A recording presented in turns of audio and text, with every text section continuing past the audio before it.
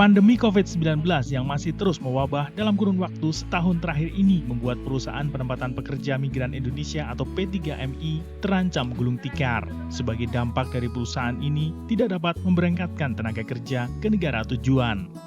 Kondisi itu memaksa para pengelola memutar otak untuk menyelamatkan perusahaan serta nasib karyawan. Seperti yang dilakukan oleh Kepala Cabang Purworejo, PT Dian Yogya Perdana Tri Maryuningsih. Perempuan ini tergerak membuka usaha warung sate demi memberdayakan para karyawannya agar tidak berpangku tangan.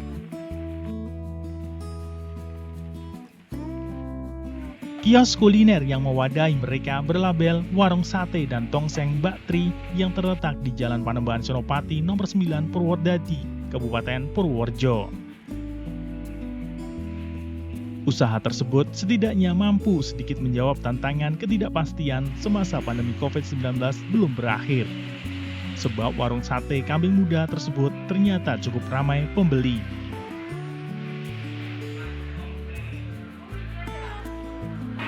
Berhubungan dengan pandemi yang sudah 1 tahun ini dan belum ada kejelasan negara tujuan kami selaku kami sebagai PJTKI. Ya, makanya saya ini berinisiatif untuk membuka lapangan pekerjaan sendiri karena karyawan-karyawan saya yang saya pekerjakan di PT Dian Yogya Perdana yang beralamat di Kutoarjo itu kan sampai sekarang kan jadi kehilangan pekerjaan. Makanya saya berinisiatif apa yang bisa saya lakukan untuk biar karyawan-karyawan saya ini tidak menganggur gitu. Kan kasihan. Mereka tidak punya penghasilan yang selama ini bekerja mengandalkan sebagai PJTKI di PT Dian. Dengan adanya dampak pandemi ini luar biasa, mereka semua kehilangan pekerjaan dan sangat susah hidupnya. Ada berapa karyawannya? Kebetulan ada 3 karyawan dan semua saudara. Jadi dan semua dialihkan ke sini nih? Ya, ini sementara yang di sini istri-istrinya. Nah, kalau yang laki-lakinya nanti kerja serabutan dimanapun dia dapat pekerjaan, ada yang jadi tukang servis kursi, ada yang juga yang jadi petani. Nah, ini kalau petani kan juga hasilnya kan cuma setiap panen lah. Sementara kebutuhan hidup kan setiap saat itu kita selalu membutuhkan yang namanya uang. Kenapa kau berinisiatif membuka warung sate ini bukan yang lain? Nah, kebetulan saya terinspirasi dengan teman saya yang kebetulan dulu di PJTKI juga.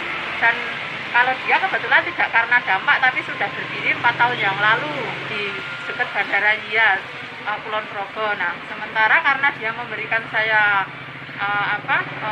support untuk mencoba untuk membuka kuliner karena sekarang kan yang masih tren yang bisa kita laksanakan ya kuliner dan mungkin nanti bisa melalui GrabFood atau apa gitu. Jadi saya terpikir untuk terinspirasi untuk mencoba kuliner.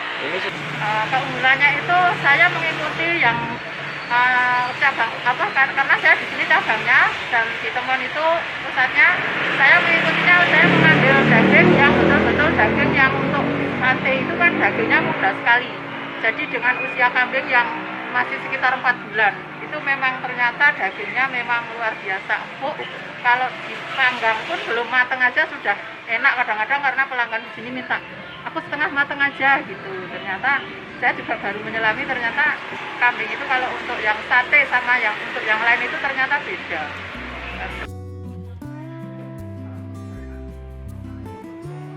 Setidaknya paha kambing muda yang tergantung di etalase khusus depan kios itu cukup menarik perhatian pengendara untuk melirik dan mampir menikmati berbagai olahan kuliner berbahan dasar daging kambing. Sekilas, kios yang tidak terlalu luas itu tampak layaknya usaha kuliner lain yang berjajar di bibir jalan.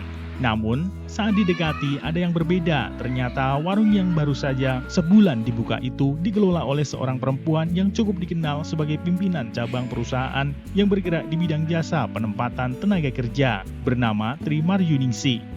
Sedangkan semua karyawannya merupakan orang-orang yang biasa memfasilitasi calon tenaga kerja sebelum berangkat ke luar negeri.